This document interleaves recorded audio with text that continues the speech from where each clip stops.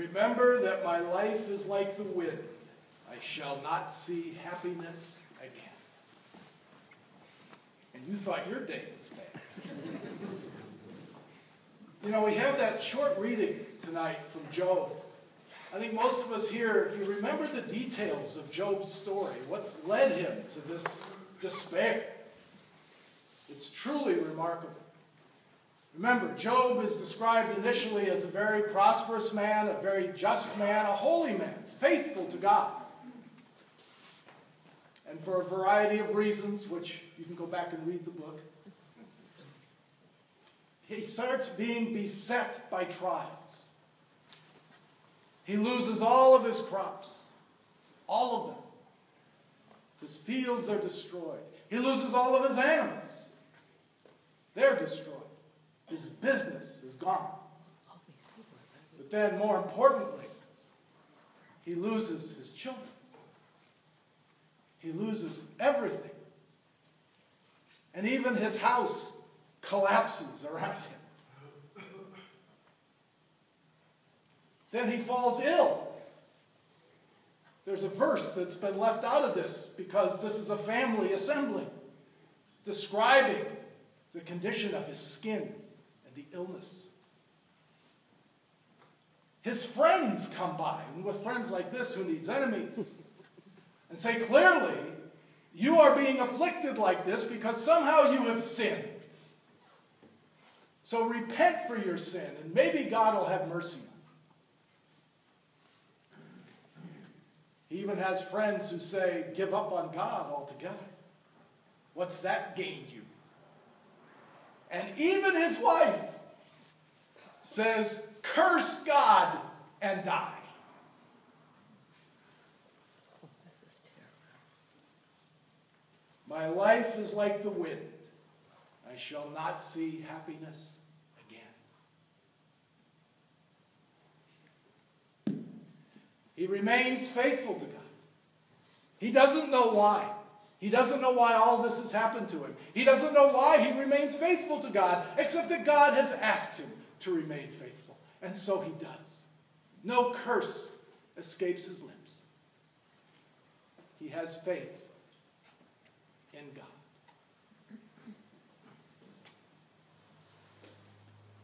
You know, there are many people, not anybody here, I'm sure, but there are many people who say, oh, the Bible, that's just a collection of nice stories for the kids. Has no bearing on real life. Really? Ask them to read Job. You thought you had a bad day? About 40 years ago, I met a man stationed with him in the Navy. He would become, over the years, the brother I never had. We became close friends. When he married, we became close friends with his wife and their children. When I met Jim, he had just finished 2 back-to-back tours in Vietnam. He'd gone home on leave, discovered that his wife, his first wife, had been unfaithful. Not once, not twice, multiple times while he was gone. With all that he had seen and experienced in country in Vietnam, coupled with the collapse of what he thought was a wonderful marriage, Jim too faced despair. And he shared with me after we became good friends that he actually picked up a gun and gave serious thought to ending it all. I shall not see happiness again. Like Job, Jim remained faithful to God. He's a devout Methodist, and that saw him through. And we turn now to the gospel. And we hear about Peter's mother-in-law. We hear about that healing touch of Christ. he reaches out, touches her, and she is healed immediately. She too had been ill. She too had been miserable.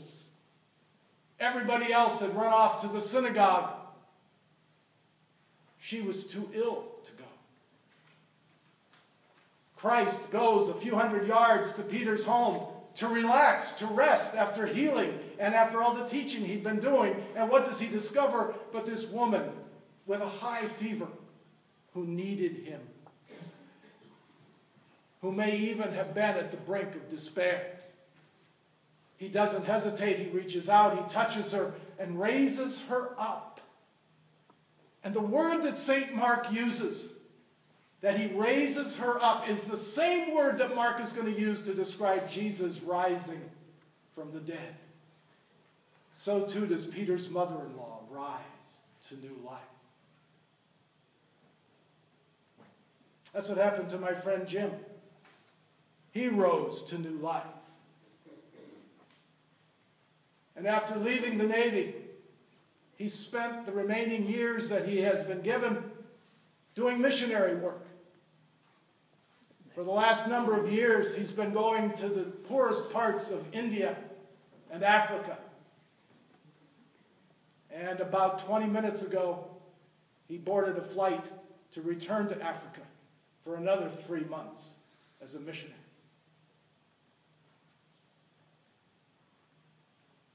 What do we hear about Peter's mother-in-law? Jesus' healing touch raised her up, and she served. She took care of the needs of others. Jesus' healing touch has an effect, not only to heal, but to transform. And in that healing, in that transformation, we are asked to take the next step, to be that healing touch of Christ to someone else, to serve, to help with that healing touch, pierce the darkness of that despair. I shall not see happiness again. But we know that in the healing touch of Christ, we can.